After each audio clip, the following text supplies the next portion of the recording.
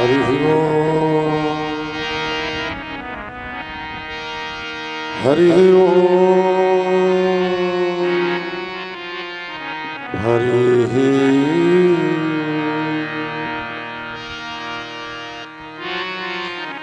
ओम। गुरुर्ब्रह्मा गुरुर्विष्णु गुरुर्देवो महेश्वरः गुरु साक्षात् परब्रह्म तस्मै श्री गुरवे नमः। वसुदेवसुतं देवं कंसचाणूरमर्दनं देवकी परमानन्दं कृष्णं वन्दे जगद्गुरुम्। कृष्णाय वासुदेवाय देवकी नंदनाय च नंदगोपकुमाराय गोविंदाय नमो नमः। मनोजं मारुततुल्यवेगं जितेन्द्रियं बुद्धिमतां वरिष्ठं वातात्मजं वानरजोतमुख्यं श्रीरामदूतं शरणं प्रपद्ये। भक्त भक्ति भगवंत गुरु चतुर्नाम बपुए तिनके पद बंदन किए नासत बेगाने। बोलो सच्चिदानंद भगवान की जय हो। कृष्ण कन्हैया लाल की जय हो। श्रीमद् भागवत महापुराण की जय हो। आप सभी लोग कथा सुनने से पूर्व अपनी वाणी को पवित्र करने के लिए पावन भगवान के भजन को दोहरावें, तदंतर भगवान की कथा से आप लोगों को जोड़ते हैं। कृष्ण गोविंद गोपाल गाते चलो, कृष्ण गोविंद गोपाल। कृष्ण गोविंद गोपाल गाते चलो, कृष्ण गोविंद गोपाल गाते चलो, कृष्ण गोविंद गोपाल। कृष्ण गोविंद गोपाल गाते चलो, कृष्ण गोविंद गोपाल गाते चलो। अपनी मुक्ति कहाँ, अपनी मुक्ति का मार्ग बनाते चलो, अपनी मुक्ति का अपनी मुक्ति का मार्ग बनाते चलो। कृष्ण गोविंद गोपाल गाते चलो, कृष्ण गोविंद गोपाल गाते चलो।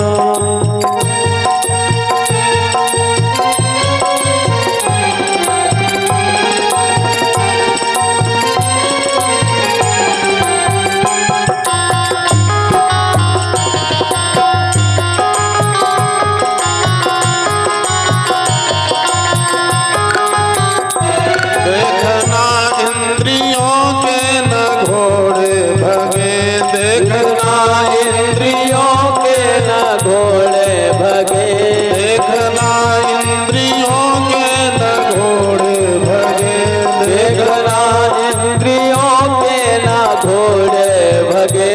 रात दिन इनको संयम के कोड़े लगे, रात दिन इनके संयम के कोड़े लगे, रात दिन इनको संयम के कोड़े लगे, रात दिन इनके संयम के कोड़े लगे। मन को विषयों के मन को विषयों के विष से बचाते चलो, मन को विषयों के विष से बनाते चलो।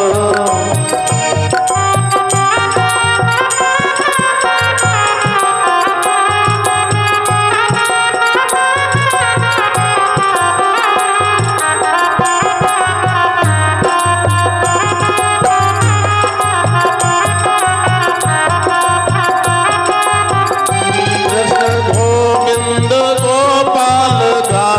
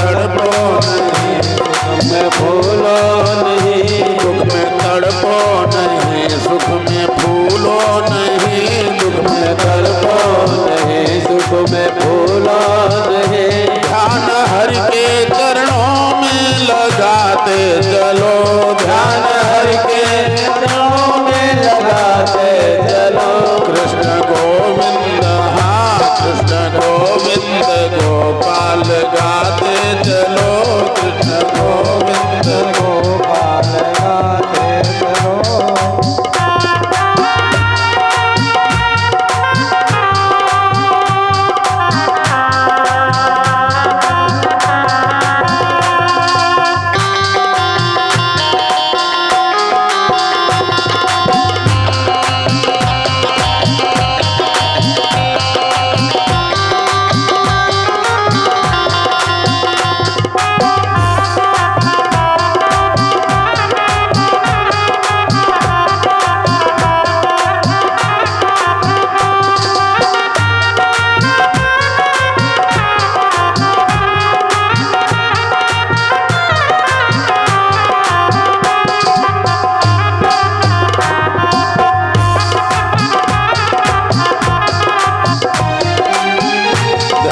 धरते रहो काम करते रहो ध्यान धरते रहो काम करते रहो।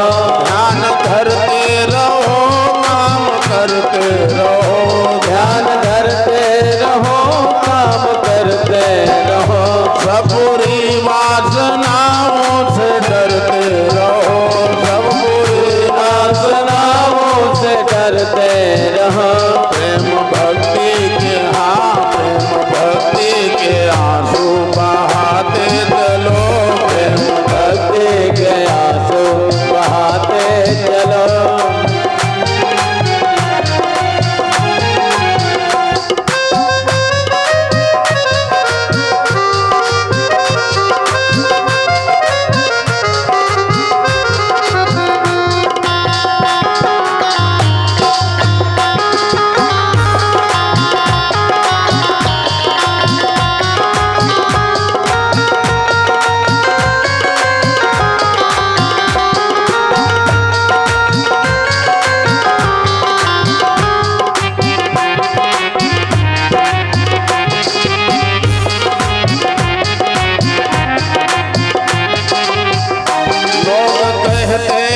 भगवान आते नहीं लोग कहते हैं भगवान आते नहीं। प्रेम मन से उन्हें तुम बुलाते नहीं प्रेम मन से उन्हें तुम बुलाते नहीं। द्रौपदी की तरह तुम बुलाते नहीं द्रौपदी की तरह तुम बुलाते नहीं। फिर क्यों कहते हो भगवान आते नहीं फिर क्यों कहते हो भगवान आते नहीं। फिर क्यों कहते हो भगवान आते नहीं फिर क्यों कहते हो भगवान आते नहीं। तेरे गज की तरह तुम लगाते चलो तेरे गज के तरह तुम लगाते चलो। कृष्ण गोविंद कृष्ण गोविंद गोपाल गाते चलो गोविंद गोपाल गाते चलो।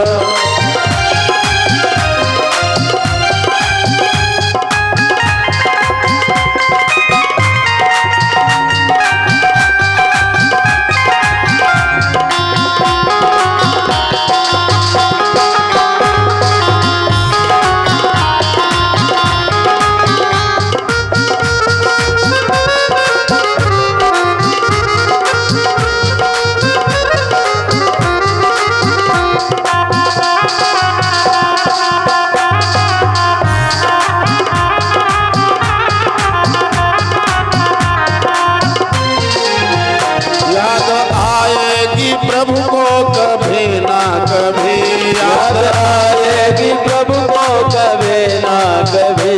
याद आएगी प्रभु को कभी ना कभी याद आएगी प्रभु को कभी ना कभी।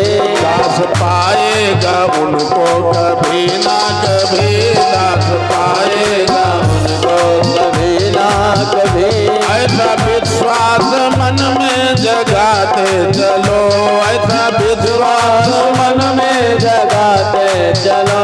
कृष्ण गोविंद कृष्ण गोविंद गोपाल गाते चलो कृष्ण गोविंद गोपाल गाते चलो।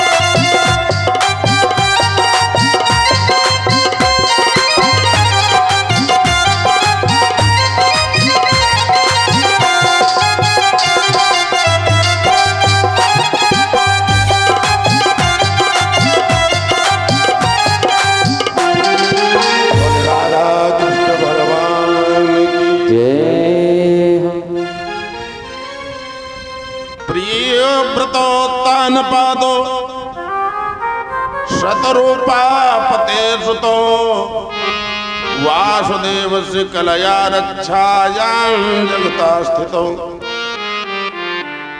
महारानी शतरूपा, उनके पति का नाम स्वयं मनु। उनके यहाँ पर 2 पुत्र हुए। एक पुत्र का नाम प्रियव्रत और एक का नाम उत्तान। दोनों भगवान वासुदेव के चरणों में अनुरक्ति को रखने वाले। दोनों पुत्र संसार की रक्षा में तत्पर रहने वाले। उत्तान पाद के 2 रानियां हुई। एक का नाम सुनीति और एक का नाम सुरुचि।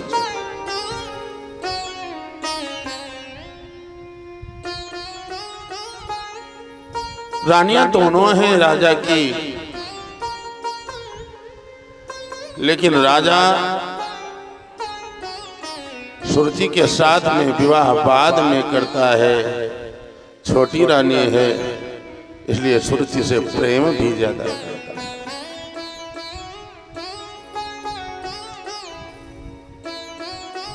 एक दिन की बात है,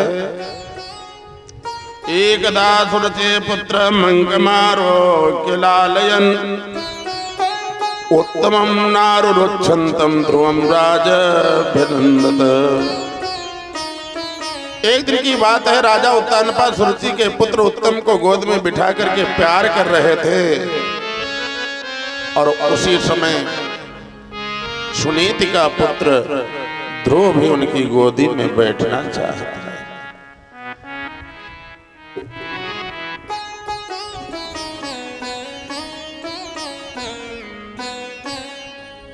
आज घमंड में भरी हुई सुरुचि जैसे ध्रुव को देखती है और राजा जैसे लेने जा रहे थे वैसे उठा करके ध्रुव को धरती पर पटक दिया।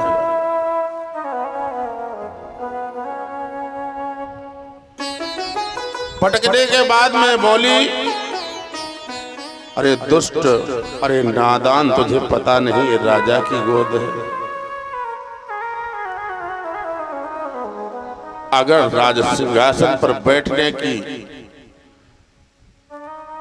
इच्छा थी अथवा राजा की गोदी में बैठना चाहते थे तो तुमको चाहिए था तपसा राधे पुरुषम तैसैवानुग्रहेण में गर्भे तुम साधयात्मानम यदि इच्छसे नृपासनम। अगर नृप के राजा के आसन को चाहते थे तो सुनीति के गर्भ से ना होकर के हमारे गर्भ से तुमने जन्म लिया होता, लेकिन हमारे गर्भ से जन्म लेते कैसे? तुमने तपस्या ही नहीं करी। अगर तुमने तप किया होता तो तुम हमारी कोख से जन्म लिए होते। शास्त्र कहता है बोली गोली से ज्यादा घाव कर देती। गोली का घाव भर सकता है लेकिन बोली का घाव भर नहीं सकता। वह बालक रोता हुआ अपनी मां सुनीति के पास जा पहुंचा। रोते हुए बालक को देख करके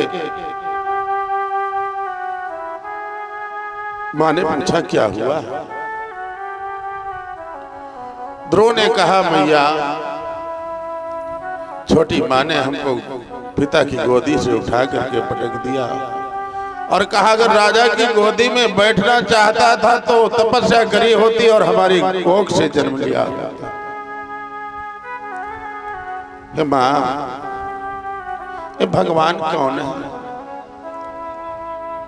भगवान को प्राप्त करने का साधन क्या है?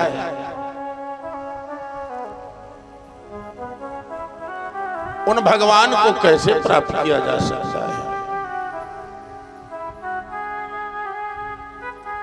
मां ने समझाया, हे पुत्र, तुम्हारी छोटी माँ ने कहा तो सही है।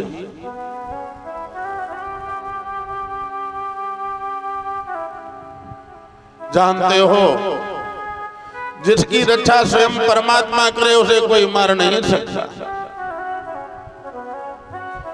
जाको राखे साइया मार सके नहीं कोई। अरे बालन बाका हुई सके जो जग बैरी हो।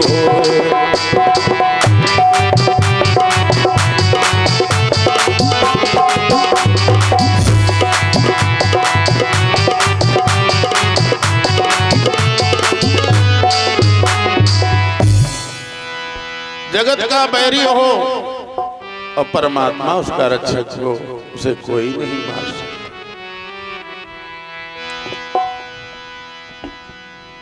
जो राम भक्त है, भगवान कृष्ण का भक्त है, नारायण का भक्त है, उसे संसार में सब कुछ सुलभ है। समझाया तो ठीक ही है। जैसे इस बात को सुना तो कहा भैया फिर एक काम करो, अब हम जा रहे हैं। माँ ने कहा कहाँ जा रहे हैं? बताया अब हम उन परमात्मा से मिलने जा रहे हैं जो जगत के रक्षक हैं।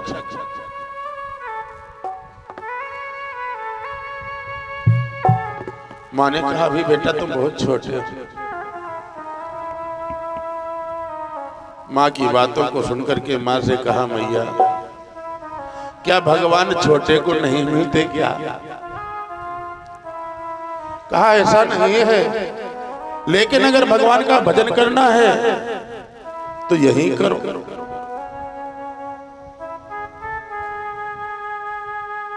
आज जैसे इस बात को सुना ध्रुव जी ने कहा मैया घर में कार्य नहीं हो सकता, गृह कारज नाना जंजाला। घर में भजन कर रहे तब तक देखा कि बछड़ा छूट गया, गाय का दूध पिए जा रहा था। अरे कहा दौड़ो पहले बछड़े को बांधो। माला चल रही, अब माला चलते समय गाय ने बछड़े को दूध पिलाना शुरू कर दिया। कहा पहले बछड़े को बांधो। अब माला छूट गई, नहीं छूट गई तो कहा फिर इसका एक ही उपचार है, हम वन को जा रहे हैं। जो लोग बन जाते हैं उनका जीवन बन जाता है। जैसे चले यह सूचना राजा के पास पहुंची, रानी के पास पहुंच गई। रानी सुरत ने सुना कि ध्रुव घर को छोड़ करके बन जा रहे हैं।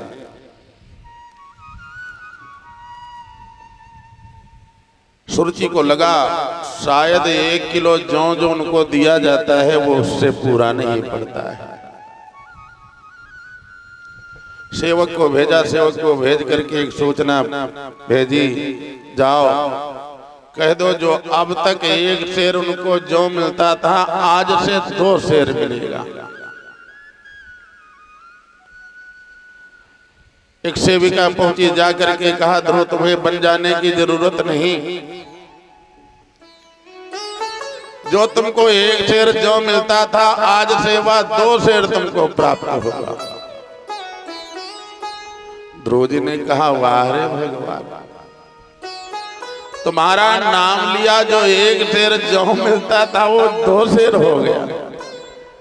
जिन प्रभु कीन शेर ते दूना और तिनके भवन और का सुना। जिन भगवान ने 1 सेर जौ को नाम लेने से 2 गुना कर दिया, अगर उनके दरवाजे पहुंच जाए, उनकी सन्निधि में पहुंच जाए, उनके सन्निकट पहुंच जाए तो फिर जीवन में परिवर्तन आ सकता है।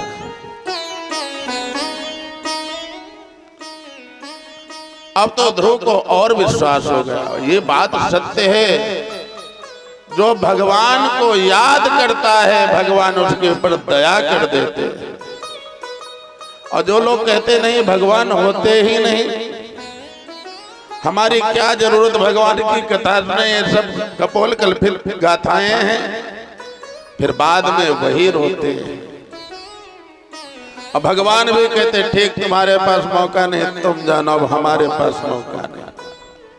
किसी शायर ने बड़ी सुंदर बात कही कि तुम्हें गैरों से कब फुर्सत, हम अपने गमों से कब खाली।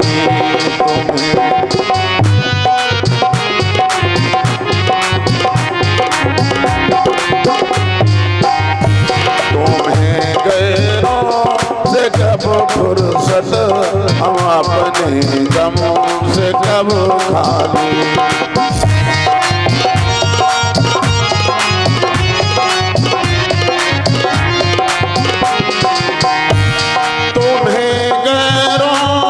कब फुर्सत, हम अपने गमों से कब खाली।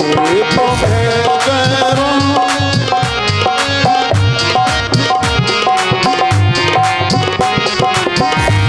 चलो फिर हो चुका मिलना, न हम खाली न तुम खाली।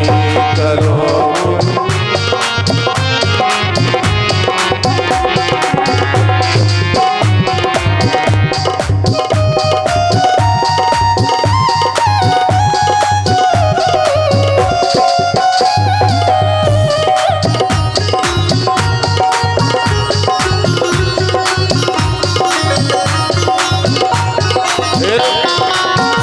जितना चिल्लाओ भगवान आओ दया करो, भगवान ने कहा भाई काम करो, श्री डल्लभ के गद्दे पर पड़े रहो। अरे कहा महाराज कहाँ तक पड़े रहे हैं, बेडसोल पड़ गए हैं। कहा बेडसोल पड़ गए हैं।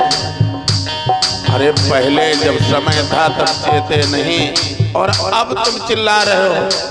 अब भगवान ने कहा हमारे पास मौका नहीं, हमारे पास तो बहुत सारे भक्त हैं, हमें उन्हें भी तो देखना है। इसलिए जब समय मिले, जैसे समय मिले, एक घड़ी आधी घड़ी, आधों में पुनियाद, तुलसी संगति साधु की, हर एक कोटि अपराध। जितना समय मिल जाए, एक घड़ी आधी घड़ी, उतना समय परमात्मा के चरणों में जरूर लगाओ। नहीं पूरा समय दे सकते हो क्या? 1 घंटे में 1 मिनट भगवान को नहीं दिया जा सकता? नहीं रात दिन भजन कर सकते हो तो 24 घंटे में 24 मिनट तो भजन कर लो, नहीं तो यह जीवन निरर्थक चला जाएगा। आज ध्रुव जी माँ के वचनों को सुन करके चल दिए, और जैसे आगे बढ़े नारद बाबा रास्ते में। आप किसी कार्य के लिए जा रहे हो, कोई संत मिल जाए, गुरु मिल जाए, कोई ब्राह्मण मिल जाए, तो समझ लो कार्य पूर्णता की तरफ जा रहा है, कार्य पूर्ण हो जाएगा। नारद जी मिले, और नारद जी जैसे मिले, नारद जी ने पूछा भैया तुम कौन हो और कहाँ जा रहे हो? ध्रुव ने कहा स्वयं समो भगवता सुख दुख हृतात्मनाम दर्शिता कृपया पुंसाम दुदशोष द्विधस्तुयः। हे भगवान, सुख दुख से जिनका चित्त चंचल हो जाता है, उन लोगों के ऊपर आप अपनी कृपा करो। और हम भगवान का भजन करना चाहते हैं। नारद बाबा कृपा करो, बताओ भगवान कैसे मिलेंगे? हम तो भगवान से मिलने जा रहे हैं। नारद जी ने सारा हाल पूछा, भाई क्यों जा रहे हो? सारा हाल बताया। अरे कहा बालकों का कोई मान अपमान थोड़े होता, बालकों को तो माता पिता रोज डांटते हैं, और इसके लिए थोड़े कि बालक घर छोड़ करके भाग जाए। नारद जी से कहा सुनो गुरुदेव, अब हम रुकने वाले नहीं। नारद जी ने कहा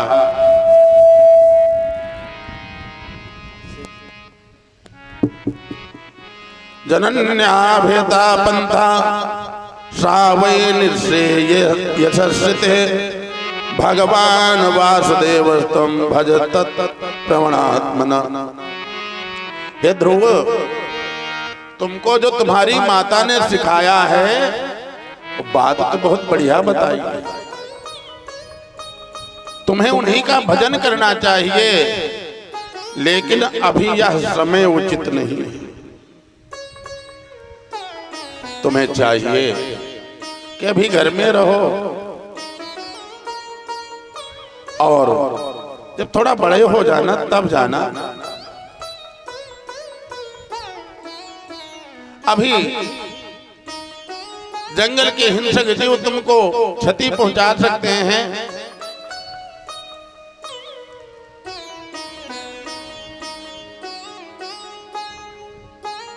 समझाते नारद बाबा, लेकिन नारद जी की कोई बात समझ में नहीं आई। नारद जी से कहा है, नारद जी अगर कुछ कर सकते हो तो हमको भगवान की प्राप्ति का मार्ग बताओ। नारद बाबा समझ गए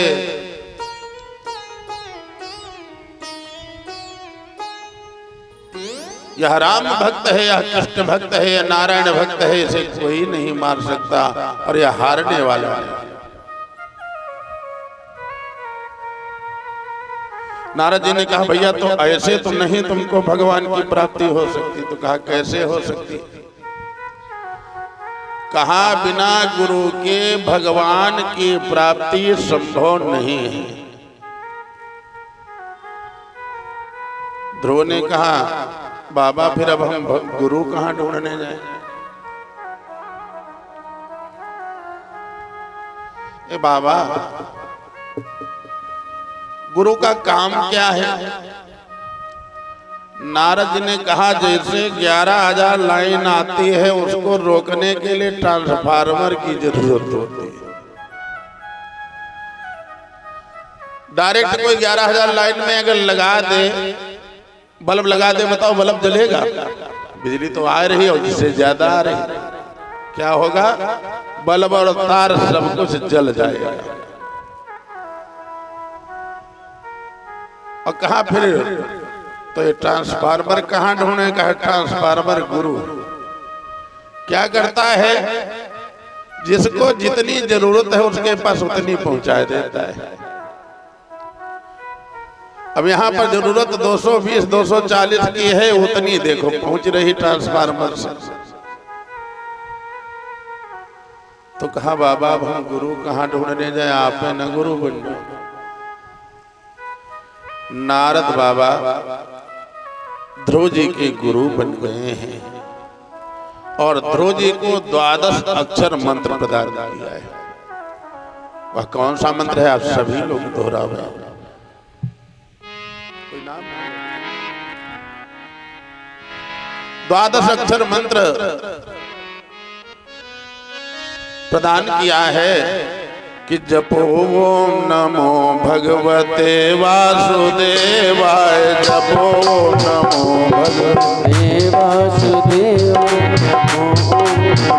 भगवते वासुदेवाय। वासुदेवाय प्रभु वासुदेवाय, वासुदेवाय प्रभु वासुदेवाय, वासुदेवाय प्रभु वासुदेवाय, वासुदेवाय प्रभु वासुदेवाय। जपो नमो भगवते वासुदेवाय, जपो नमो भगवते वासुदेवाय।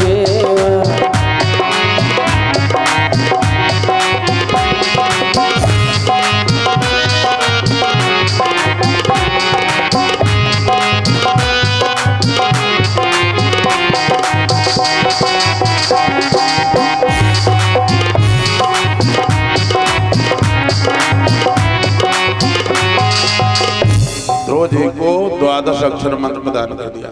जिनको बैठने में दिक्कत हो कुर्सी पर बैठे, जो लोग नहीं बैठ सकते, घुटने नहीं काम कर रहे, कुर्सियां इसीलिए पड़ी। नारद जी ध्रुव को उपदेश दे करके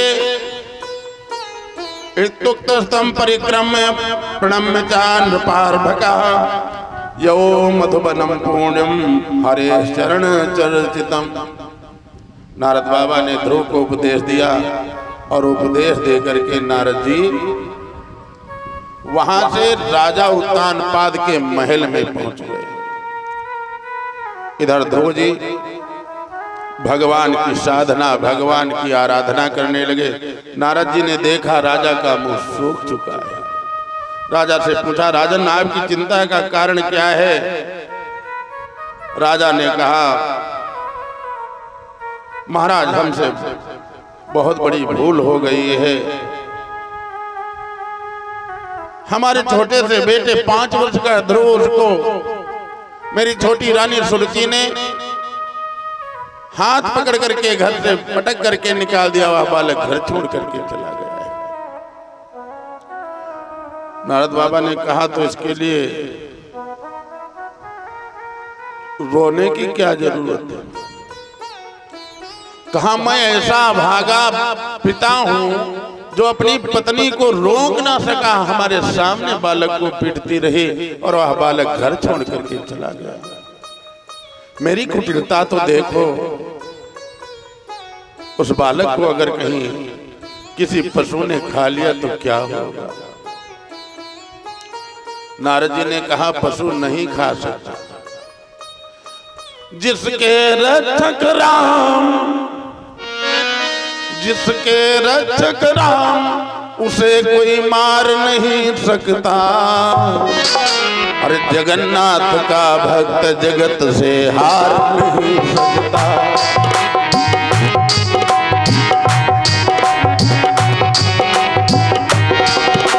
जिसके रक्षक राम, उसे कोई मार नहीं सकता। जगन्नाथ का भक्त जगत से हार नहीं सकता। जगन्नाथ का भक्त जग से हार नहीं सकता।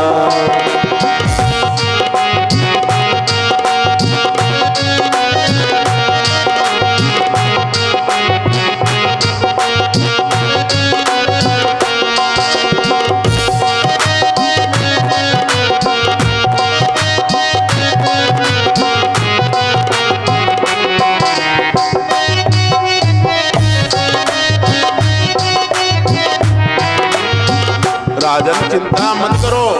मामा सुता स्तोतनयम देवगुप्तम विषामते तत्प्रभावम अभिज्ञाय प्रावृत्ते यद्यसो जगत। जिसके रक्षक भगवान हैं उन्हें कोई नहीं मार सकता। इसलिए चिंता मत करो। अब गए हैं ध्रुव, तो उनको थोड़े दिन के लिए भगवान की आराधना करने दो। ध्रुव जी ने तपस्या शुरू कर दी।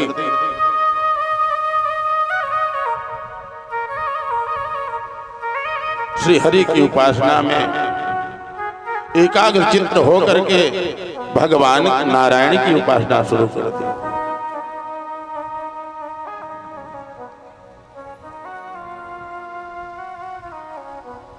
कुछ दिन भोजन किया, भगवान नहीं आया।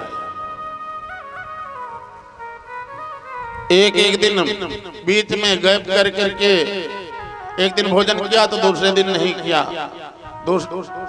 ऐसे एक दिन का बीत करके भोजन छोड़ा, भगवान नहीं आए। जब भगवान नहीं आए, उन्होंने 3 रात्रियों का अंतर से शरीर निर्वाह के लिए केवल कैथा और बेर के फल खा करके भगवान की उपासना की। ऐसे 1 महीना व्यतीत हो गया, भगवान अब तक नहीं आए। दूसरे महीने में जब भगवान नहीं आए तो 6 दिन तक कुछ खाते पीते नहीं। सूखे घास के पत्ते खा करके रहना शुरू कर दिया।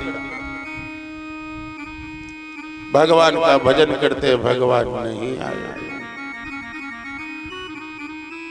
जब भगवान नहीं आए, तीसरे महीने में ध्रुव जी ने 9 दिन के अंतराल पर सूखे पत्ते खा करके रहना शुरू कर दिया। भगवान और 9 दिन बाद केवल जल पीते हैं और कुछ नहीं खाते, फिर भी नहीं आए। चौथे महीने में जो जल पी रहे थे उसे भी त्याग दिया, बिना जल के रहना शुरू कर दिया। भगवान नहीं आए, खाली वायु के सहारे, श्वास के सहारे रहना शुरू कर दिया। जब भगवान नहीं आए, चौथे महीने में 12 दिन तक श्वास ही नहीं ली। या 2 मिनट श्वास ना ले तो प्राण चले जाते। उन्होंने 12 दिन तक श्वास नहीं लेते, 12 दिन बाद श्वास लेते, तब जा करके इधर भगवान का भजन कर रहे। भगवान नहीं आए। 5वां मास लगने पर राजकुमार ध्रुव श्वास को जीत करके परब्रह्म का चिंतन करते हुए एक पैर से खंभे के समान निश्चल भाव से खड़े हुए। अरे जैसे 5वां मास लगा, ध्रुव ने प्राणवायु को रोका, एक पैर से खड़े। सारे देवता जो हैं हाय हाय करने लगे। देवराज इंद्र का इंद्रासन हिलने लगा। देवराज इंद्र दौड़े दौड़े भगवान विष्णु के पास जा पहुंचे। त्राहिमाम भगवान रक्षा करो, रक्षा करो।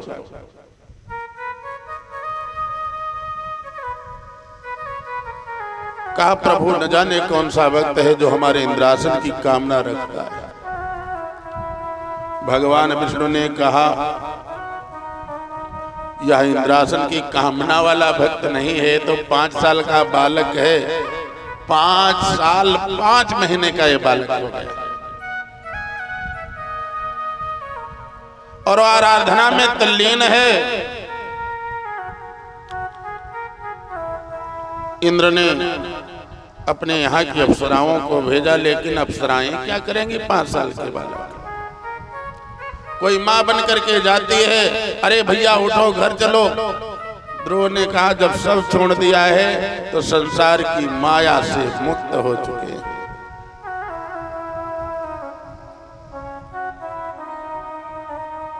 आखिरकार भगवान को आना ही पड़ा। सारे संसार की प्राणवायु रुक गई, सारे जीव छटपटाने लगे। भगवान आए। भगवान ने कहा ध्रुव उठो।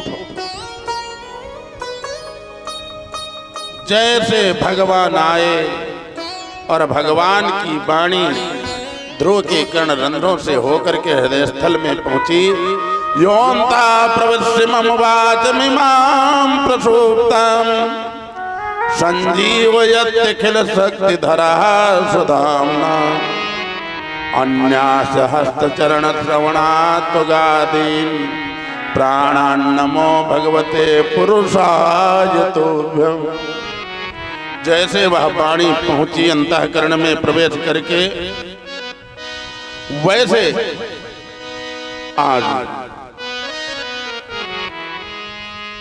प्राणों में चेतनता आ गई है। ध्रुव ने कहा ये अंतर्यामी परमात्मा आपके चरणों में प्रणाम है।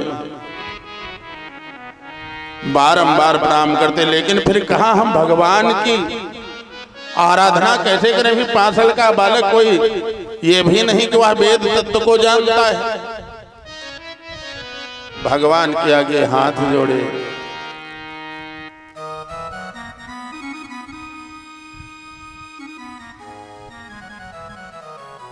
भगवान के सामने हाथ जोड़े। हाथ जोड़ करके भगवान की प्रार्थना करने लगा, हे प्रभु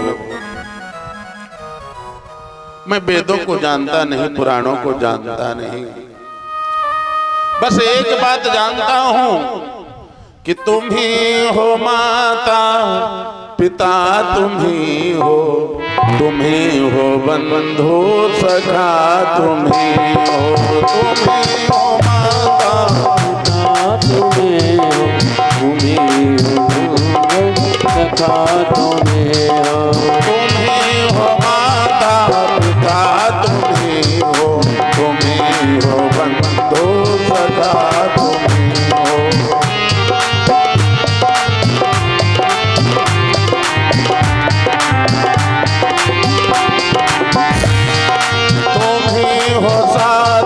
तुम्हें सहारे, कोई ना अपना सिवा तुम्हारे।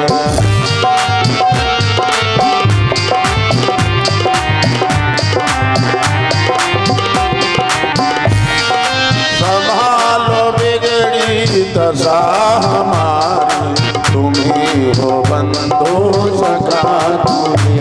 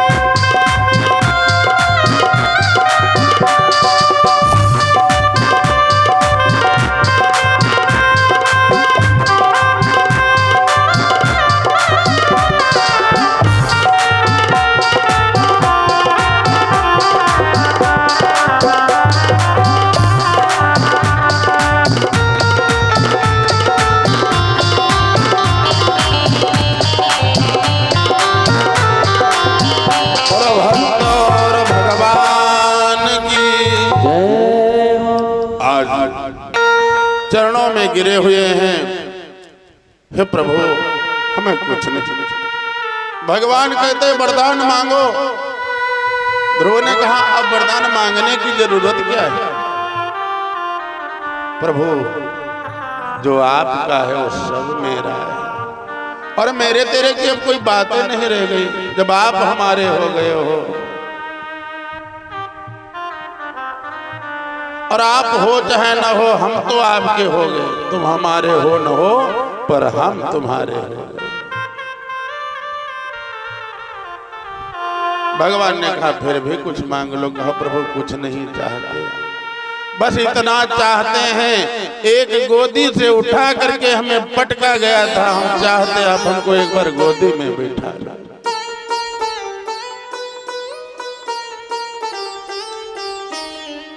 जैसे एक गाय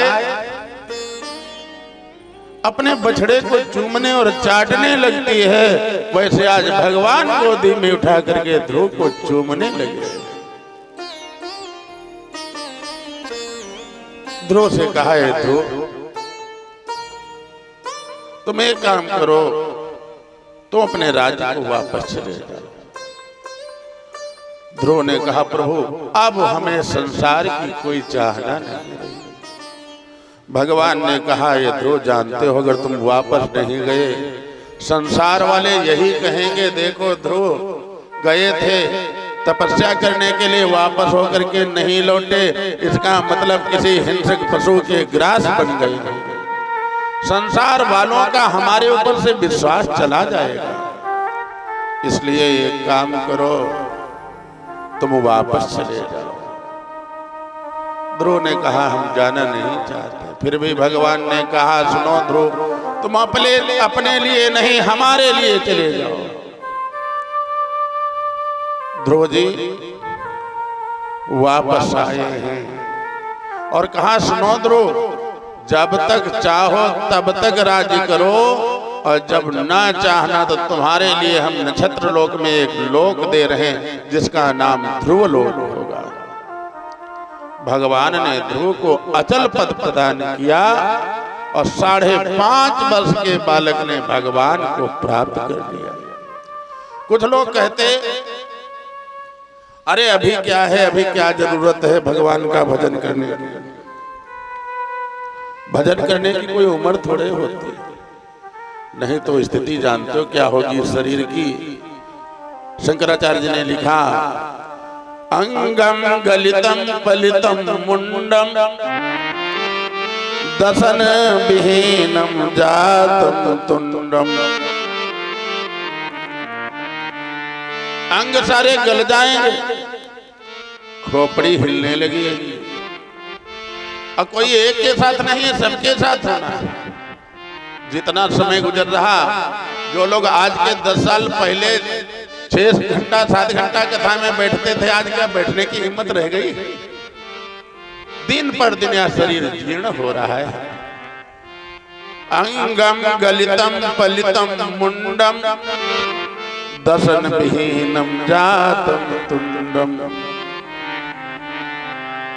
सारा शरीर हिलने लगेगा।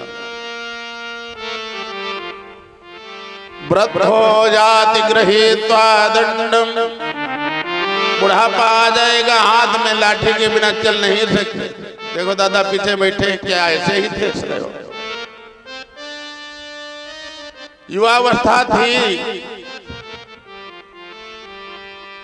तो डंडे की आवश्यकता नहीं थी, लेकिन बुढ़ापा आता बिना डंडे के चल नहीं सकता।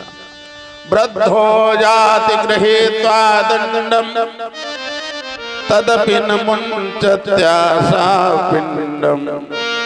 फिर भी बुढ़ापा आ जाता हाथ में डंडी आ जाती है, फिर भी घर से परिवार से आसक्ति समाप्त नहीं होती।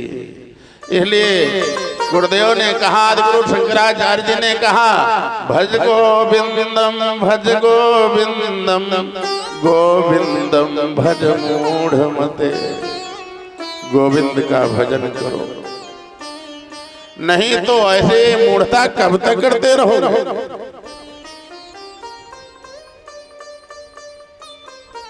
क्या होगा नाक से बहेगा नाला, लाठी से पड़ेगा पाला, आंखों पर तनेगा जाला जरा जिंदगानी में। भक्ति ना शक्ति ना रहेगी तो भक्ति क्या करोगे तुम। इसलिए भगवान का भजन कर लो तुम जवानी में। जब भगवान ने शरीर समर्थ बना रखा है तभी कर लो, नहीं तो जानते हो यह शरीर काम नहीं करेगा। और बैठना चाहते हो कथा में, लेकिन बैठो कैसे जब कमर बैठने दे तब। कमर में पीड़ा हो रही है, चाहते हो बैठे रहें कथा में, लेकिन बैठ नहीं सकते। इसलिए जैसे समय मिले वैसे भगवान का भजन करो।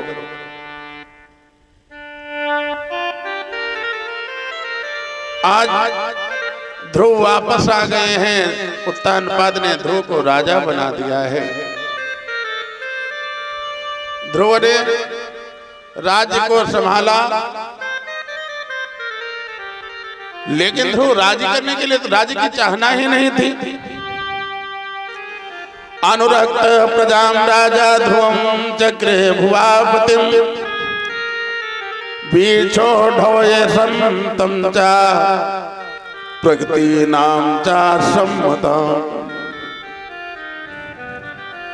ध्रुव जी राज्य को कर रहे हैं, प्रजा ध्रुव जी को बहुत चाहती है।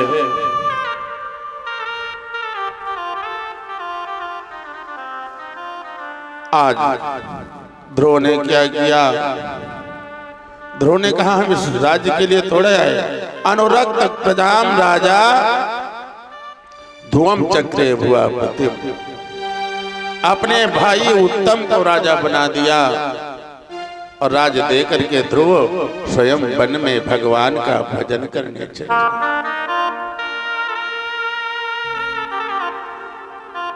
ध्रुव जी भगवान का भजन कर रहे हैं, लेकिन हुआ क्या?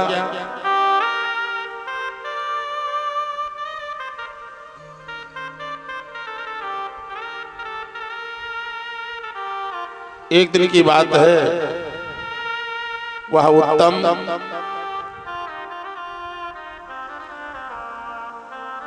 अलकापुरी पहुंच गया। अलकापुरी यक्षों का राज्य है, वहां यक्ष राज्य करते हैं। और यक्षों के राजा कौन है? कुबेर। अलकापुरी का शासक कौन है? कुबेर। सदैव कुबेर अलकापुरी के राजा बने रहे। वहां पर उत्तम अलकापुरी पहुंचे, यक्ष कन्याओं को देखा और यक्ष कन्याओं को देख करके उन पर मोहित हो गए। इस संसार में अगर संसार की दुर्गति से बचना चाहते हो तो दो चीजें गांठ बांध लो। क्या? जननी सम जानहु पर नारी, धन पराव बिसते बिसभारी। दूसरे की स्त्री जो है उसे माता के समान मानो, और अगर कहीं विचलित हुए तो दुर्गति से कोई नहीं बचा सकता। और दूसरे के धन को महाविष समझो, विष नहीं महाविष। धन पराव बिसते विष भारी।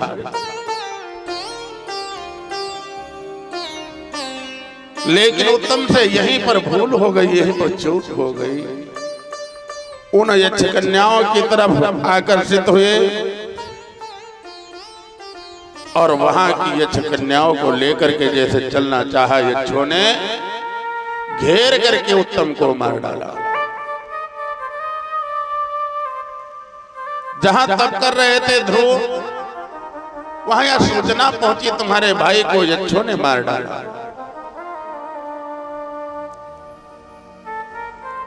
जब तक किसी बात की तह तक ना पहुंचो तब तक कोई निर्णय नहीं लेना चाहिए।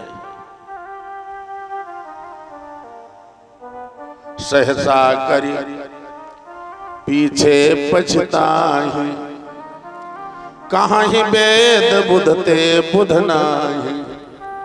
पहले कर डाले बाद में पछतावे, उन्हें बुद्धिमान नहीं कहा जाता।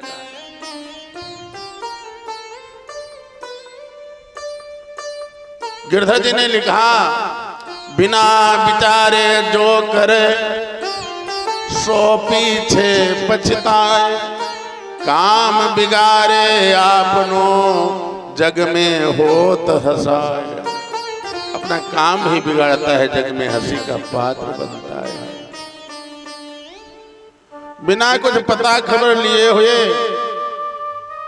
महाराज ध्रुव ने यक्षों की नगरी अलकापुरी पर आक्रमण कर दिया।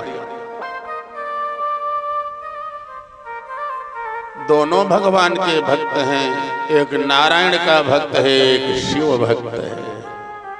कुबेर किसके भक्त हैं? भगवान शंकर के भक्त हैं। भगवान शिव ने ही कुबेर को देवताओं का खजांची बनाया था, कोषाध्यक्ष बना दिया था।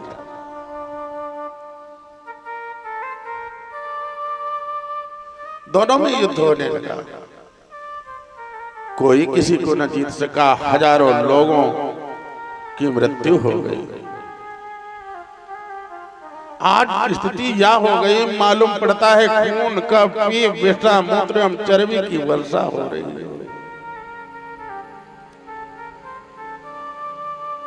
ध्रुव जी के आगे आकाश से बहुत से धड़ गिरने लगे, हजारों लोग मारे गए। मुनियों ने कहा है उत्तानपाद नंदन ध्रुव, यह युद्ध ठीक नहीं। आखिरकार स्वयं भगवान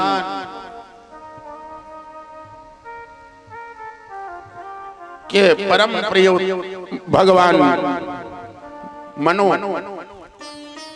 उन्हें आना पड़ा। ध्रुव जी को युद्ध बंद करने के लिए समझाया। मनोज जी ने कहा बेटा, क्रोध करना ठीक नहीं है, यह पापी नरक का द्वार है। क्रोध क्या करता है? क्रोधात् भवति सम्मोहात्, सम्मोहात् मति विभ्रमः। क्रोध से मोह उत्पन्न होता है और मोह से मति में विभ्रम आ जाता है।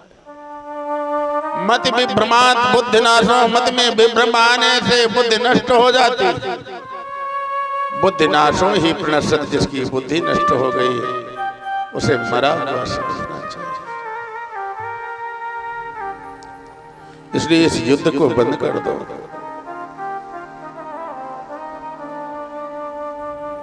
ध्रुव जी ने अपने बाबा के कहने पर युद्ध को रोका। इधर कुबेर जी ने भी कहा देखो ध्रुव जी, इसमें हमारा कोई दोष नहीं था।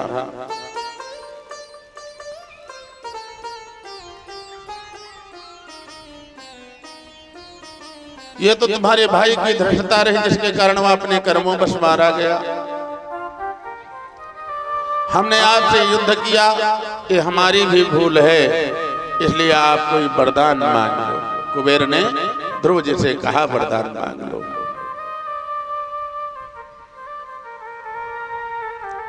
ध्रुव ने कहा अगर वरदान देने की स्थिति में तुम हो तो हमें और कुछ नहीं चाहिए। जानते हो, सराज राजेन वराय चोदितो ध्रुवो महाभागवतो महामतिः हरौ समप्रेचलितां धृतिं यया तरत यत्नेन दुरत्ययं तमः। अगर आप कुछ वरदान देना चाहते हैं तो हमारी अखंड स्मृति श्री हरि में, भगवान में बनी रहे। ध्रुव जी को यह वरदान दे करके कुबेर वहां से गमनित हुए। ध्रुव ने अंग को राजा बना दिया है। अंग राजा बना। अंग के यहां पर वेणु नामक पुत्र हुआ। आगे वेणु ने राज्य को संभाला। लेकिन वेणु बड़ा दुष्ट राजा हुआ। प्रजा पर इतना कर लगा दिया, प्रजा हाय हाय करके रोने लगी।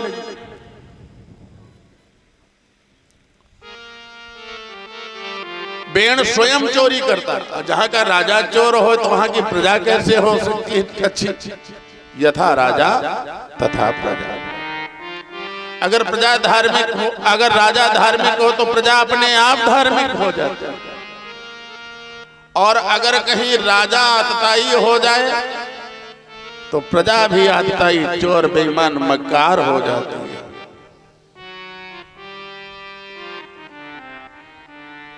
वेणु ने प्रजा को बहुत दुख दिया। ऋषियों ने सोचा चलो वेणु को समझाया जाए। ऋषियों ने आकर के वेणु को समझाया, देखो वेणु, तुम्हारे कुल में ध्रुव जैसे राजा हुए, उत्तानपाद राजा हुए, महाराज मनु राजा हुए, सबने इस संसार का पालन किया। तुम ऐसे राजा हो जो संसार को दुख दे रहे हो। भैया पाप करना ठीक नहीं, पाप के कारण व्यक्ति को दुख की प्राप्ति होती है, इसलिए पाप करना बंद कर दो। कभी कभी जानते हो, कभी कभी क्या ये सदैव उपदेशो ही मूर्खाणाम प्रकोपाय न शांतये पयः पानम भुजंगानाम केवलम विषवर्धनम। मूर्ख को उपदेश देने से शांति नहीं मिलती।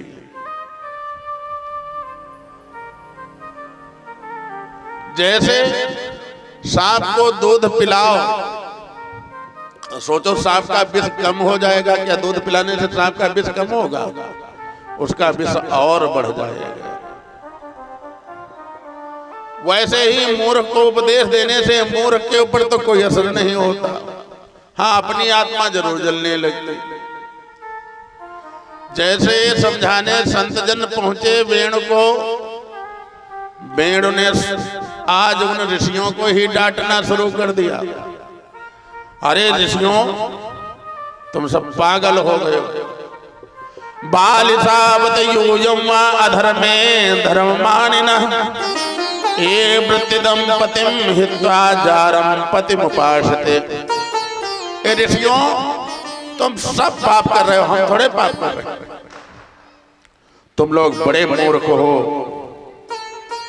दिखाते तो हो तुम धर्म बुद्धि वाले हो, लेकिन सबसे ज्यादा धर्मी तुम ही हो। ऋषियों से कहने लगा और कहा, जैसे कोई स्त्री अपने पति को छोड़ करके किसी जार से रमण करने लगे, वैसे तुम लोग हो गए हो। पलते हमारे राज्य में, खाते हमारे राज्य में हो, रहते हमारे राज्य में हो, और आराधना विष्णु की करते हो हमको छोड़ करके।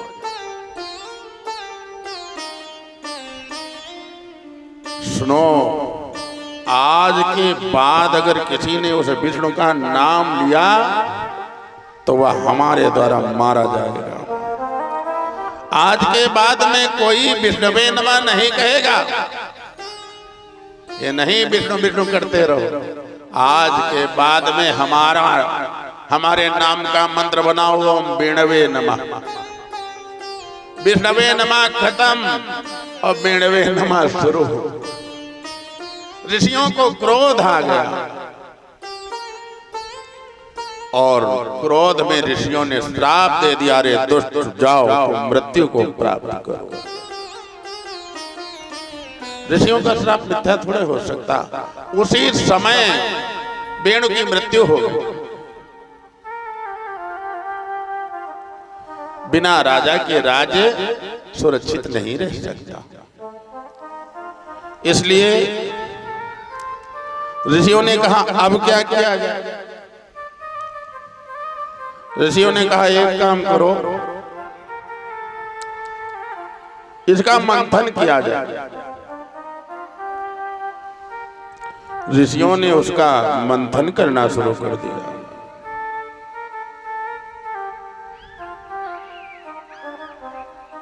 और जब मंथन किया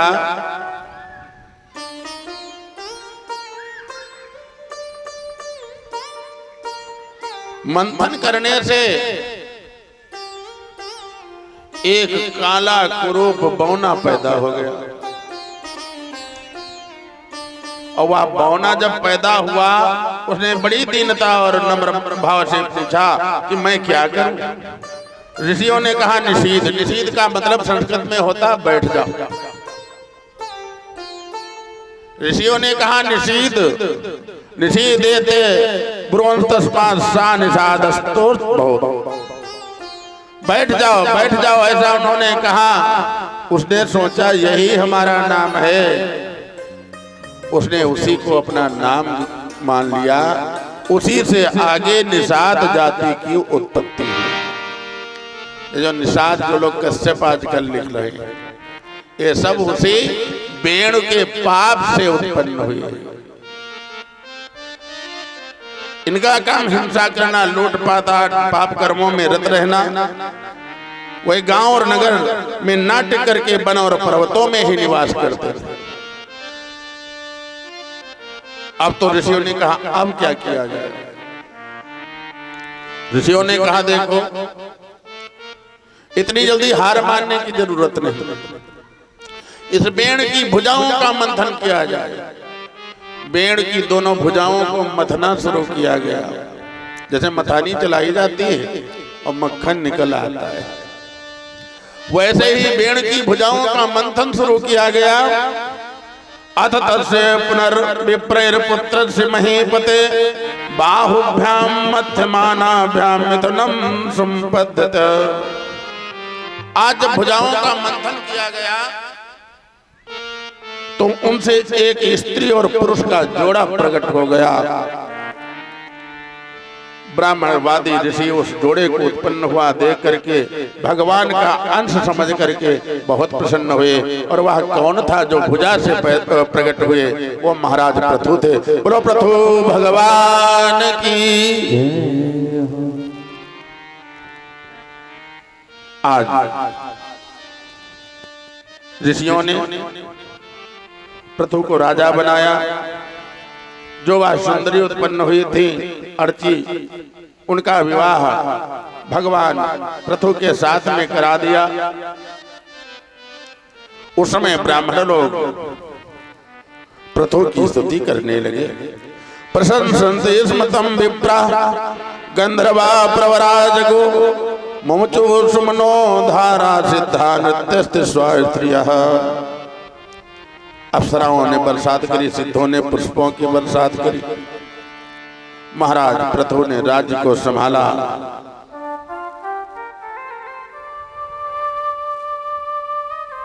प्रजा बड़ा दुखी है। रोती हुई प्रजा राजा के पास आई। राजा, जिस राजा के राज्य में प्रजा दुखी होती है वह राजा नरक का अधिकारी होता है। राजा ने पूछा कारण क्या है? कहा महाराज इस पृथ्वी ने सारे बीजों को चुरा लिया है। हम लोग जो पृथ्वी में बीज डालते हैं वह वापस नहीं करते।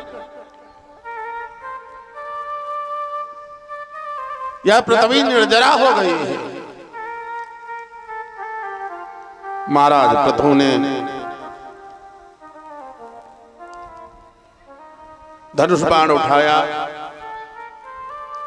और धनुष बाण उठा करके पृथ्वी को मारने के लिए उद्यत हो गए। वह पृथ्वी महाराज पृथु को कुपित हुआ देख करके हाथ जोड़ करके गाय के रूप में महाराज पृथु के सामने उपस्थित हो गए।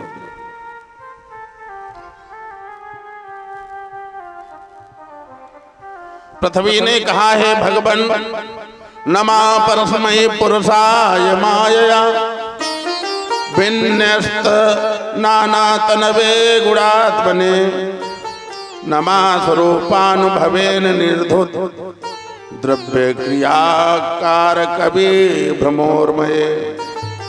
हे भगवान, आप साक्षात परम पुरुष हैं। अपनी माया से अनेक प्रकार के शरीर धारण करके गुण में जान पड़ते हैं। मैं आपको बारंबार नमस्कार करती हूँ। त्राहि माम, मेरी रक्षा करो, रक्षा करो। महाराज इसमें मेरा कोई दोष नहीं। आप जिनसे प्रकट हुए हैं उस वेणु के कारण हम निर्जरा हो गई है। हमने सारे बीजों को अपने आप में छिपा रखा है। अगर छिपा न रखा होता तो सारी सृष्टि भूखों मर जाता। इसलिए महाराज आप एक काम करो, आप बछड़ा बन जाओ और बछड़ा बन करके हमसे सारी वस्तुओं को दो लो।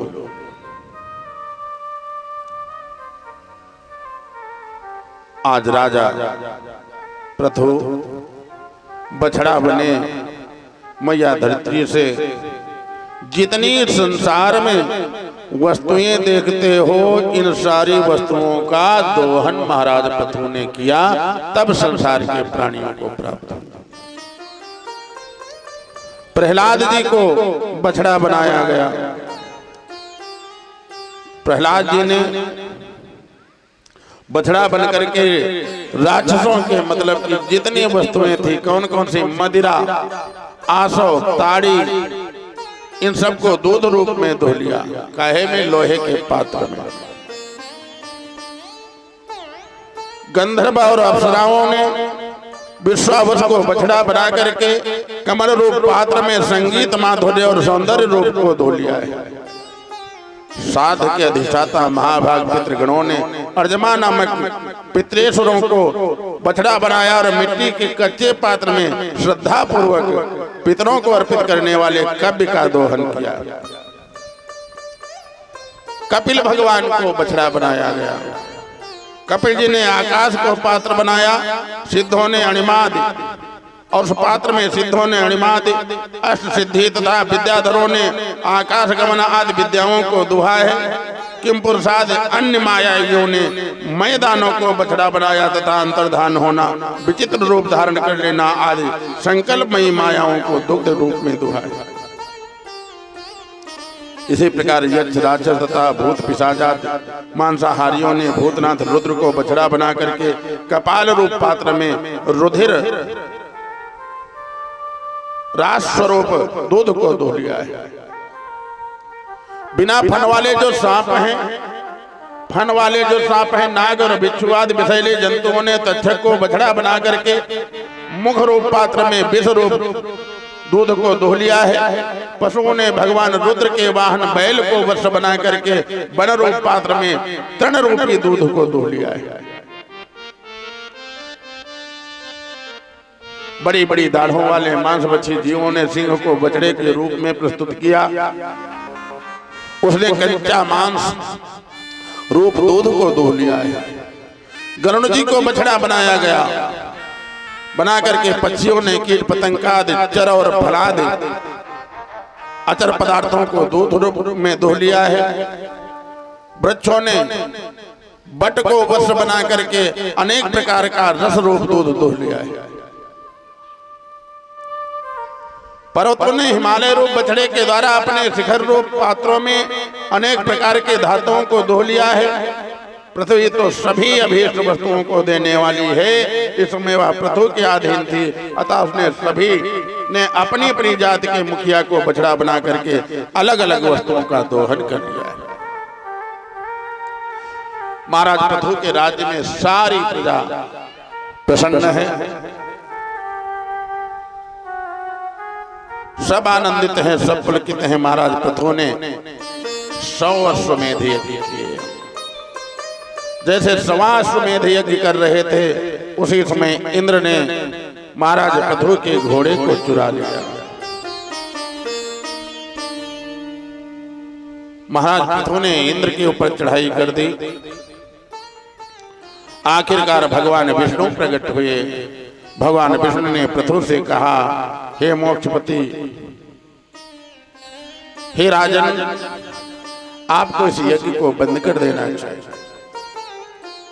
जिसके कारण किसी को दुख हो रहा हो, आप तो सबके सुख के लिए कर रहे हैं, लेकिन यह दुष्ट इंद्र जो है, जैसे कोई यज्ञ करने लगता है तो इसको पीड़ा हो जाती है। ऐसा न हो कहीं ये हमारे इंद्रासन को ले ले। जो भी प्राणी 100 यज्ञ को पूर्ण कर लेता है, वह इंद्रासन का अधिकारी हो जाता है। इसीलिए इंद्र चिंतित रहते हैं। और जरा सी भी अगर आपने चूक करी, पूजा पाठ चाहे जितना करो, और पूजा पाठ करने के बाद में अगर आपने आसन को उठाया नहीं, आसन के नीचे जल नहीं छोड़ा, तो जितना जप तप आपने किया वो सारा जप तप का फल इंद्र लिए चले जाते हैं। इसलिए जब आसन को छोड़ो तो इंद्र का नाम लेने चाहिए। ओम इंद्राय नमः। और जल छोड़ करके मस्तक में लगा लेना चाहिए। इससे आपके द्वारा किया गया जब तब का फल अक्षुण्ण रहता है, नहीं तो उस जब तब का फल इंद्र लिए चले जाते हैं। महाराज पत्रों ने अपनी प्रजा को उपदेश दिया और स्वयं तपस्या करने के लिए चले गए। उन्हीं की वंश परंपरा में प्रचेताओं का जन्म हुआ। भगवान रुद्र ने प्रचेताओं को ज्ञान दिया। एक राजा पुरंजन हुआ। पुरंजन को भी भगवान ने सद ज्ञान प्रदान किया है।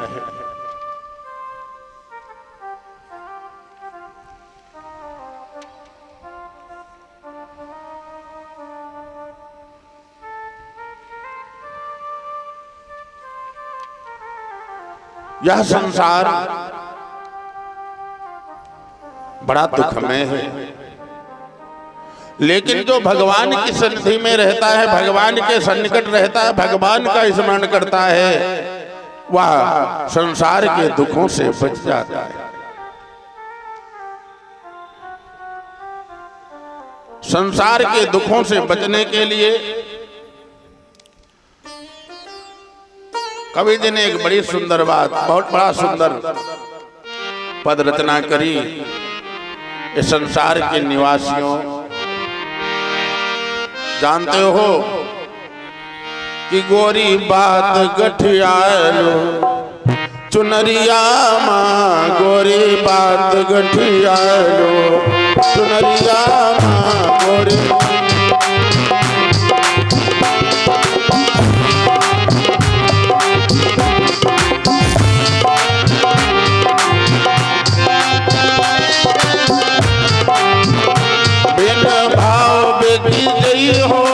बजरिया माँ, बिन भाव बेटी गई हो।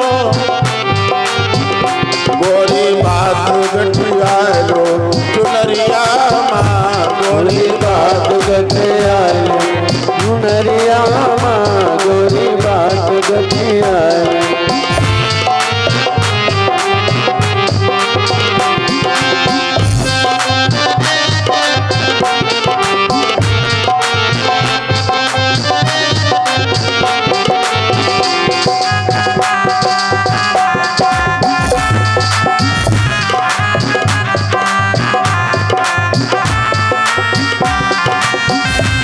चुनरिया माँ, चुनरिया माँ, चुनरिया माँ, चुनरिया माँ, गोरी बात गठियालो चुनरिया माँ, गोरी बात गठियालो चुनरिया माँ, गोरी बात गठियालो।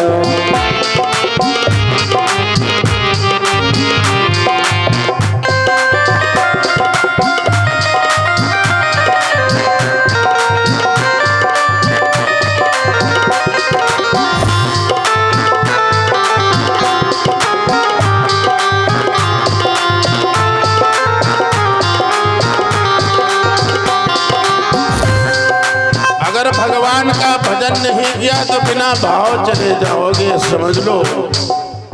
इसलिए जानते हो, माता पिता भ्रात नहीं संगी, माता पिता भ्रात नहीं संगी, माता पिता भ्रात नहीं संगी, माता पिता भ्रात नहीं संगी। दुनिया की है चाल बेढंगी, दुनिया की है चाल बेढंगी। सब छोटे जय हैं, हाँ सब छोटे जय हैं। बजरिया माँ, गोरी बात गठियालो चुनरिया माँ, गोरी बात गठियालो चुनरिया माँ, बिलवा बिक जय हम बजरिया माँ।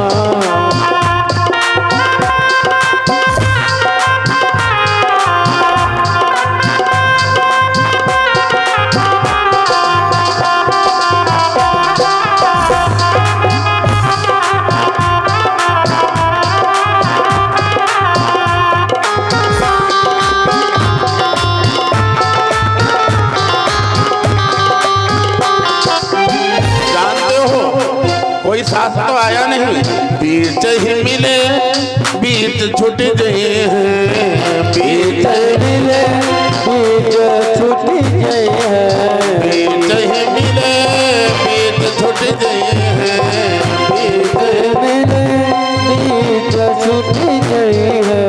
रिश्ते नाते काम नहीं है, रिश्ते नाते काम नहीं है, काम नहीं है, हाँ काम नहीं है, काम नहीं है, हाँ काम नहीं है। बीच ही मिले बीच छूट गए हैं, मिले बीच छूट गए हैं। रिश्ते नाते काम नहीं है, रिश्ते नाते काम नहीं है, सब छूट गई है। ये मेला है, ये रास्ता है, एक बाजार है, एक भवाटकी है, सब छूट जाएंगे, सब छूटे गए हैं। डगरिया माँ गोरी बात गठिया जो चुनरिया माँ गोरी बात गठे आए, चुनरिया बिजवा बिक गए हो बजरिया।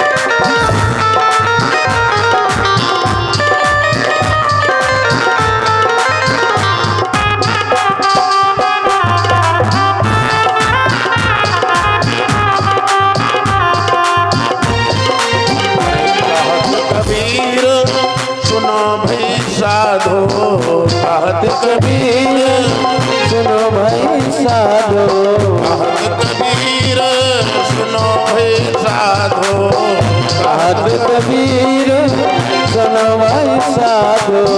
अरे कर लो भजन उमरिया माँ गोरी बात गठिया लो, चुनरिया माँ गोरी गोरी बात गठे आए, चुनरिया बिजवा बिक गई हो बजरिया।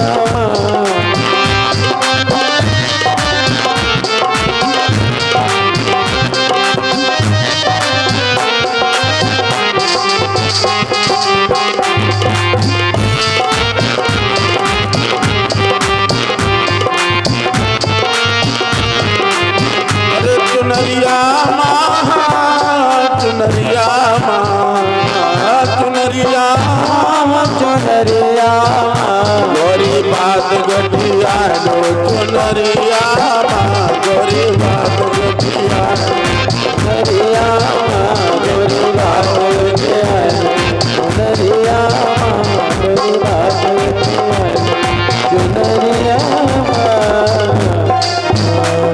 एक बात गांठ बांध लो, अगर भगवान का भजन नहीं किया तो बिना भाव चले जाओ। आज उसी मनुवंश में जो उनके पुत्र प्रियव्रत रहे, प्रियव्रत के यहाँ अग्निन्द्र, उनके यहाँ पर राजा नाभि हुए और नाभि के यहाँ पर ऋषभदेव जी का जन्म हुआ। ऋषभदेव जी ने अपने पुत्रों को उपदेश दिया, सब ने अवधूत वृत्ति को धारण किया और उन्हीं के कुल में एक राजा हुए भरत।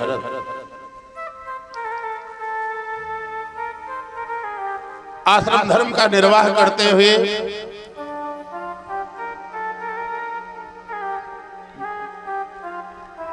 इस संसार को त्याग करके वन में तप के लिए पहुंच गए। नदी के किनारे तप कर रहे थे, तब तक एक हिरणी जो गर्भ को धारण किए हुए है, उसका पीछा एक सिंह कर रहा है। सिंह से बचने के लिए हिरणी ने छलांग मारी कि हम नदी को पार कर जाएं,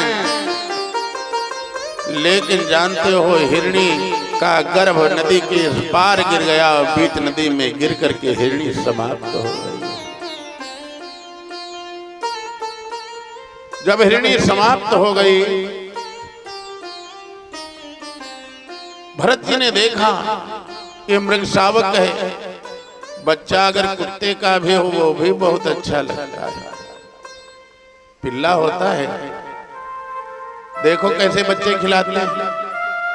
और मृग शावक हो, हिरण का बच्चा हो, फिर क्या कहना। राजा ने देखा, उठा लाए, उसको साफ किया। साफ करने के बाद में हरे हरे तिनके ला करके उस मृग को खिलाना शुरू कर दिया है।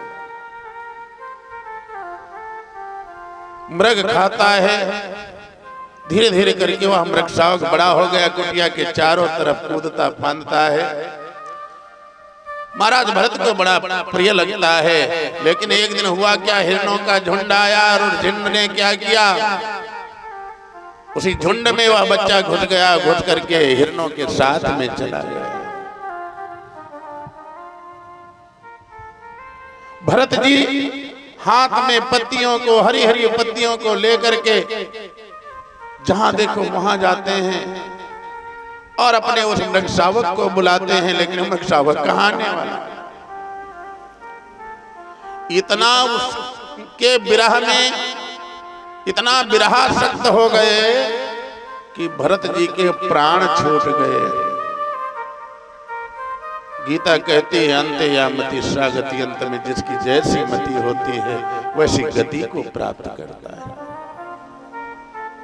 इसीलिए तो कोटि कोटि मुनि जतन कराही, अंतराम कहियावत नाही। सदैव जिह्वा पर नाम रहता है कि परमात्मा की स्मृति बनी रहे, इसलिए सदैव एक ही रगड़ रहती है, नारायण नारायण किया करते। मृग योनि को प्राप्त किए महाराज भरत, लेकिन स्मृति बनी रही। इसलिए सोचने लगे, हम इतने कर्मनिष्ठ राजा, इतने धर्मनिष्ठ राजा थे, लेकिन मृग शावक के मोह में बंद करके हमको मृग योनि प्राप्त हुई है। उन्होंने हरी पत्तियों को खाना बंद कर दिया, सूखी पत्तियों को खा करके रहते हैं। आखिरकार वह शरीर मृग का भी छूट जाता है।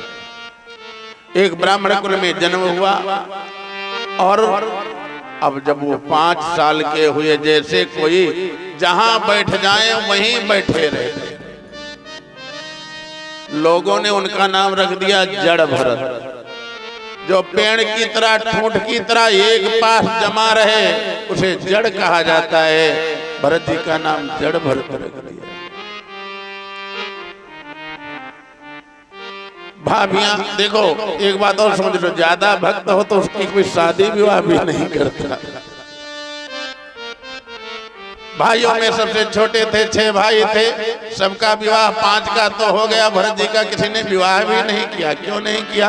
जो हर समय गुमसुम बैठा रहता हो, ये किसी को नहीं मालूम। भगवान की भक्ति में आसक्त हैं, लेकिन संसार वाले जो ज्यादा पूजा पाठ करता है उसे पागल समझने लगे, कहते हैं कम बुद्धि है।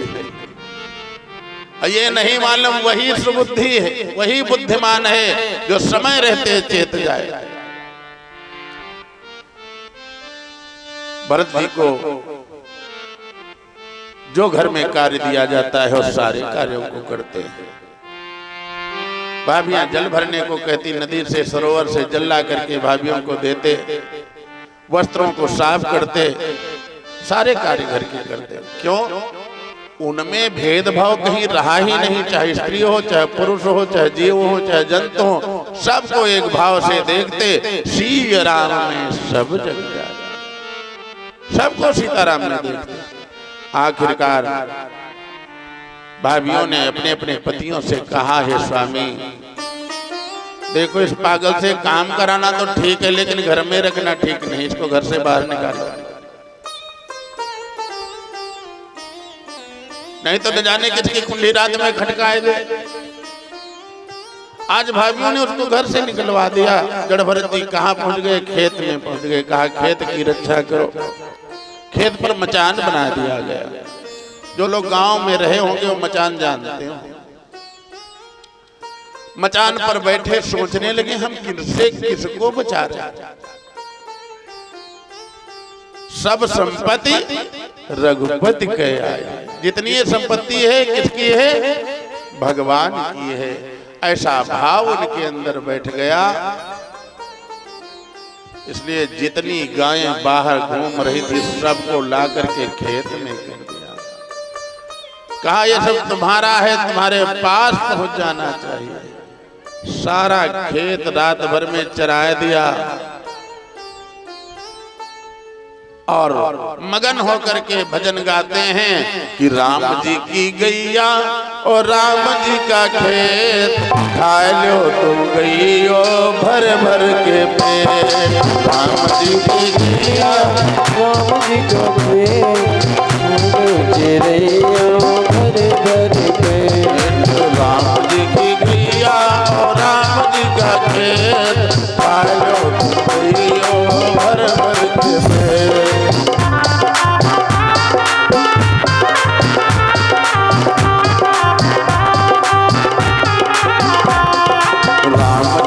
चिड़िया और राम जी का खेत, खाए जो चिड़ियों भर भर के पेट। राम जी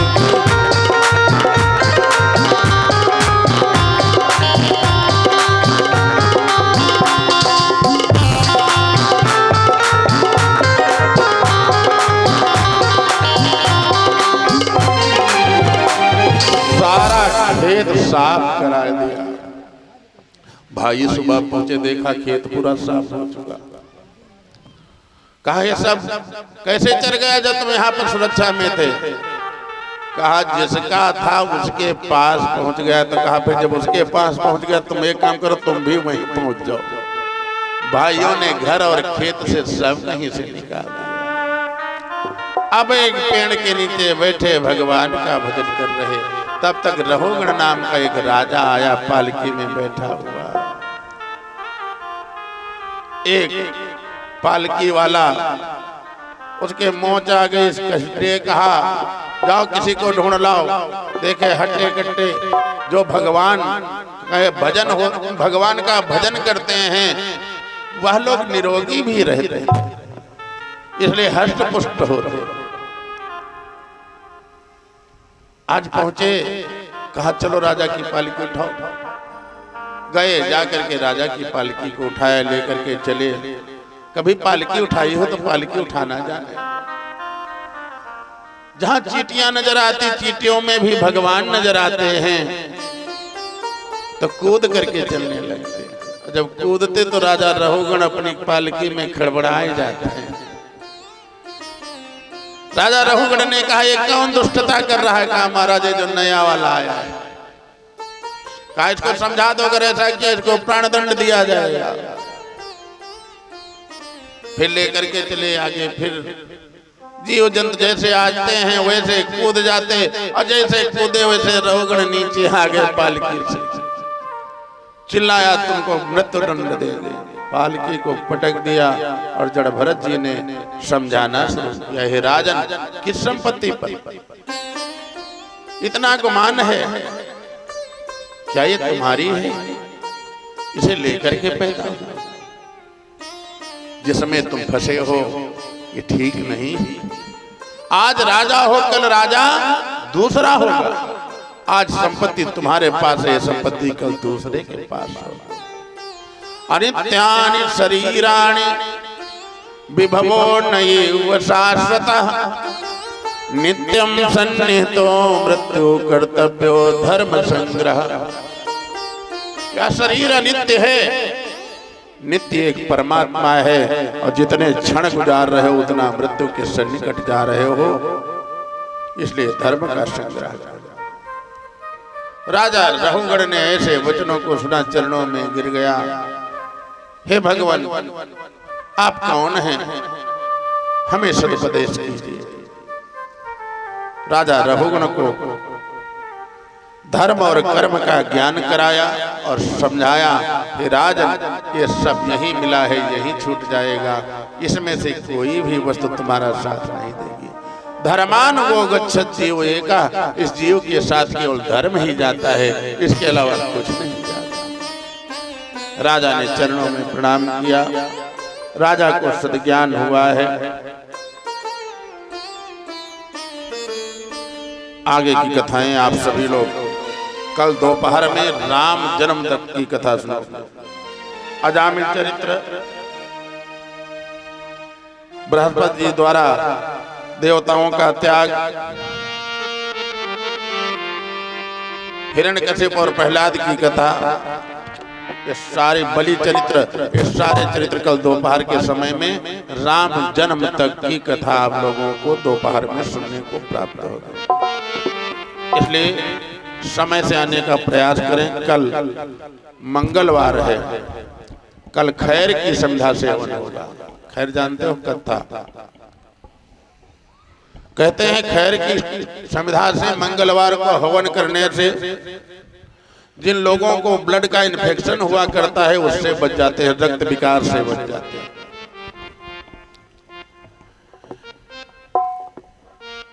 जिनको रक्त विकार जाता होता हो उन्हें खैर की संध्या से हवन करना चाहिए, तो उनके जीवन में रक्त विकार समाप्त होगा। जिन लोगों को चोट चपेट एक्सीडेंट की स्थितियां ज्यादा बनती हो, वर्ष में 2-4 बार 5 बार शरीर से रक्त निकल जाता हो, ऐसे लोग भी अगर मंगल की आराधना करें तो एक्सीडेंट चोट चपेट लगना बंद हो जाता है। जिन लोगों का पैसा मार्केट में फंसा हुआ है, लोग दे नहीं रहे हैं, उन्हें भी चाहिए खैर की संध्या से हवन करें तो फंसा हुआ धन प्राप्त हो जाता है। जिनके जीवन में धन का अभाव है, ऐसे लोग भी अगर खैर की संध्या से हवन करें तो धन की प्राप्ति होती है।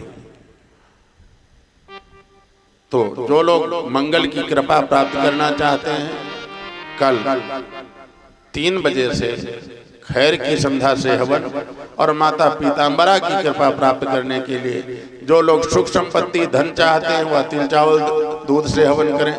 जो लोग चाहते हैं हम निर्भय रहें तो वह पीली सरसों से हवन करें। जो लोग परिवार में सामंजस्य बनाए रखना चाहते हैं, ऑफिस में सामंजस्य बनाए रखना चाहते हैं, अथवा जिन लड़कियों के विवाह में अवरोध पैदा हो रहा है या जिन पति पत्नी में विरोधाभास है, ऐसे लोग शहद घी नमक चीनी से हवन करें। जो लोग निसंतान हों, संतान प्राप्ति के लिए अशोक की पत्ती और करनैल की पत्ती से हवन करें। जो लोग जिनको बहुत भीषण रोग हो गया हो, रोग से निजात न मिल रही हो, वह अरण्य की लकड़ी, रंडे की लकड़ी और कुम्हार के चाक की मिट्टी और खील से हवन करें तो वह इस दुख से मुक्त हो जाएंगे, रोग से मुक्त होंगे। जो लोग राज्य शासन से अथवा अपने सीनियर से कोई लाभ प्राप्त करना चाहते हैं वो गूगल और घी से हवन करें। शेष जो जानकारी लेनी हो आकर के यहाँ पर कथा से पहले अथवा कथा के बाद प्राप्त कर सकते हैं। अब आप सभी लोग 2 बार भगवान नाम संकीर्तन करो, फिर आरती करो क्योंकि समय हो रहा है। और दोपहर में आप लोग समय थोड़ा निकालो और आ करके, अब तो 3 दिन कथा हो गई, 4 दिन बाकी, 5वें दिन भंडारा है। जिन लोगों को कोई सहयोग देना हो वह मिश्रा जी के पास जाकर के अंकित करा दें अथवा यहाँ आकर के अंकित करा सकते हैं। चाहे भंडारे में, चाहे यज्ञ के जो खर्चे हैं इन खर्चों में जो पार्टिसिपेट करना हो, जो भी जिसकी इच्छा हो, किसी के ऊपर कोई बंधन नहीं। मन करे तो करो, ना मन करे तो ना करो। वैसे एक बात पक्की है, धनात् धर्मा तथा सुखम। अगर जीवन में सुख चाहते हो तो धन से धर्म करो तो जीवन में सुख आएगा। और अगर कहीं धन को बचा करके रखा तो एक संत भगवान कहा करते थे कि जो देते रहोगे तो आता रहेगा, जो देते रहोगे तो आता रहेगा, देते रहोगे तो आता रहेगा, तो देते रहोगे तो आता रहेगा। जमा जो करोगे तो जाता रहेगा, जमा जो करोगे तो आता रहेगा।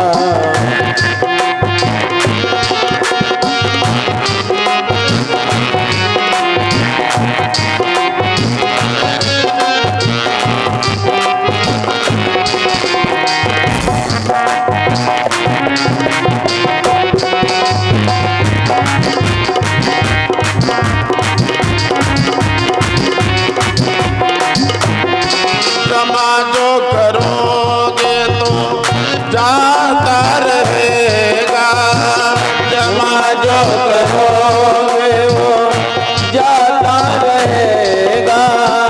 देते रहोगे तो आता रहेगा, देते रहोगे वो आता रहेगा।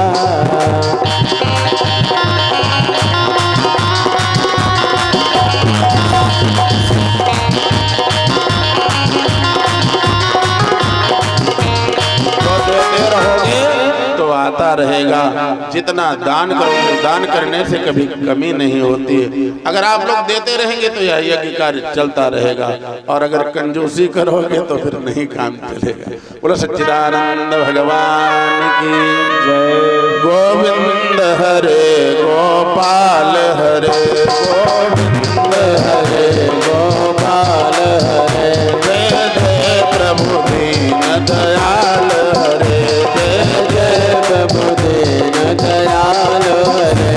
जय भक्तन के रखवार हरे जय भगन के रखवार हरे।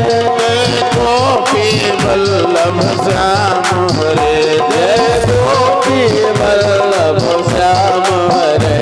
गोविंद हरे गोपाल हरे गोविंद हरे गोपाल हरे।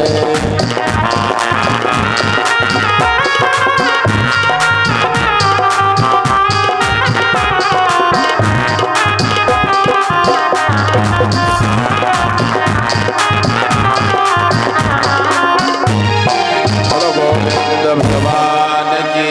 जय। आप सभी लोग अपने अपने स्थान पर खड़े हो जाए और आरती करें।